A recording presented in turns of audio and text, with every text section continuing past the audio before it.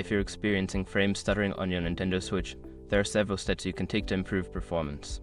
Follow this guide to help reduce or eliminate the issue. Step 1. Check for system updates. Make sure your Nintendo Switch is running the latest system software. Go to System Settings, then select System, and choose System Update. Download and install any available updates. Step 2. Close background applications. Sometimes, background applications can affect performance. Press the Home button, highlight any running games or applications, and close them to free up system resources. Step 3. Adjust display settings. Lowering the display settings can help reduce stuttering. Go to System Settings, select TV Settings, and adjust the resolution or refresh rate to see if it improves performance. Step 4. Clear cache. Clearing the cache can help resolve performance issues.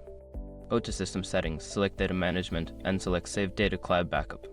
From there, you can clear the cache for specific games. Step 5. Use a wired connection. If you're playing online, consider using a wired internet connection instead of Wi-Fi. This can provide a more stable connection and reduce lag or stuttering during gameplay. By following these steps, you should notice an improvement in the performance of your Nintendo Switch. Enjoy smoother gameplay.